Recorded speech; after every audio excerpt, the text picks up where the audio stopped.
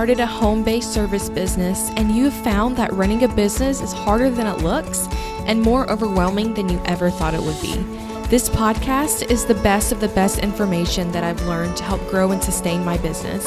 Listen, subscribe, and follow along. We can avoid the overwhelm and start creating a business we love to run. Fail is a pretty strong word, but that's what I want to talk about today. Failing as a service-based solopreneur. If you're on the other side of a few clients in your business, you may have had a few different experiences. Some clients may have moved on happily and grateful. Others, you may have felt like you failed when they moved on. And that is stressful to have clients leave and feel like you weren't enough for them, or you never met their expectations, or you just weren't clear with what you offered and were never able to find your groove with that client. So today, I want to share 5 fast ways to fail as a service-based solopreneur. The first fast way to fail as a service-based solopreneur is don't meet with your clients regularly. If you don't have a time set aside each week to communicate with your client, then you will fail.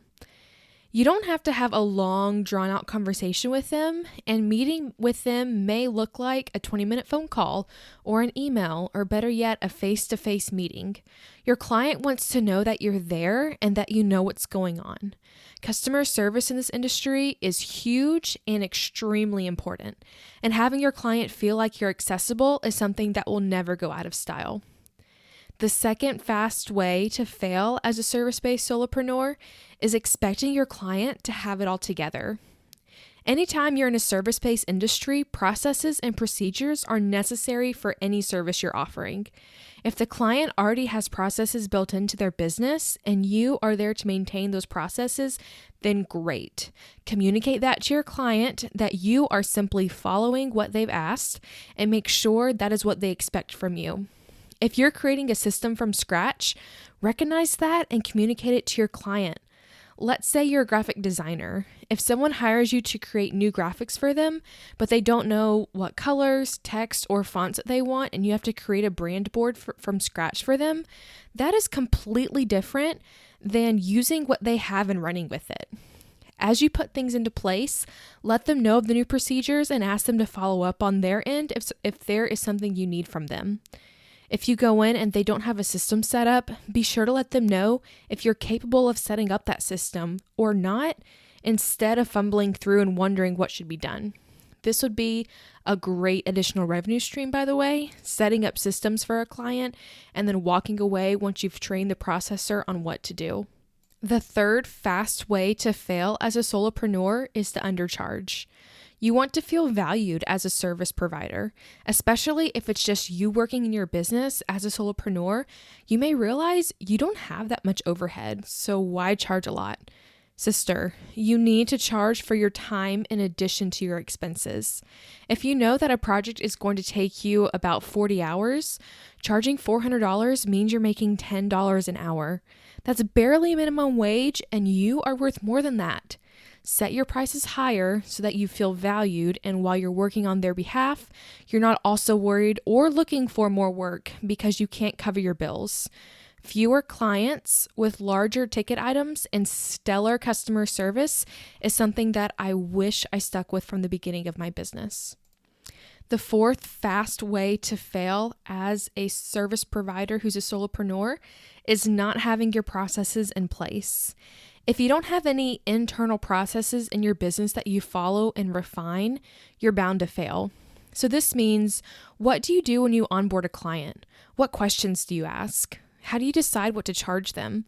Your client may come to you asking for one thing, but you need to be professional and look through what their business is and know what they really need. Remember, they're coming to you for advice, and don't be afraid to tell them you are not right for them, or kindly tell them that they need more help than they think.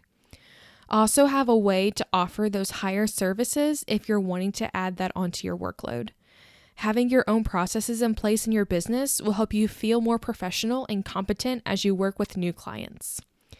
The fifth fast way to fail as a service-based solopreneur is taking on too much too fast. Let's say a client comes to you and asks for you to offer a service that you don't offer because you don't know how to do it. Some would say, yeah, take on the client, learn and grow. But if you're not comfortable doing it, say no. If you're stressed just thinking about it, say no or not now. Do some research, find out what it really entails, and then decide if you're willing to offer it as a service. You may lose a client this way because they do need that service, but that's okay. There is plenty of work out there, and you don't have to serve everybody. Failing as a service-based solopreneur can be devastating because it's so personal and it's a service that you're offering. However, failure is inevitable in business, I think. You can't have all sunshine and no rain because then you're in a desert. If you failed before, know that the opposite of these things will help tremendously. Meet with your client regularly.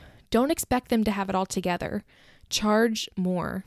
Have your own processes in place and take clients on slowly and manageably. You're not a failure even if some of your actions are failures.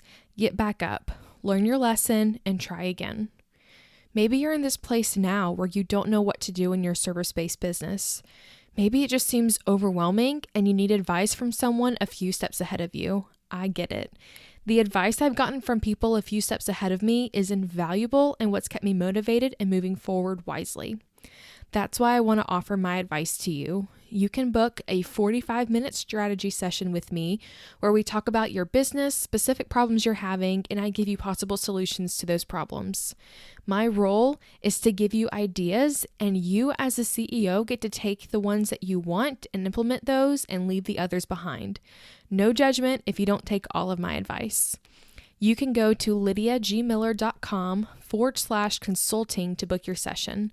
I release my available hours monthly, so space is limited, and once it's gone, I won't open new hours until the next month. So I cannot wait to hear from you.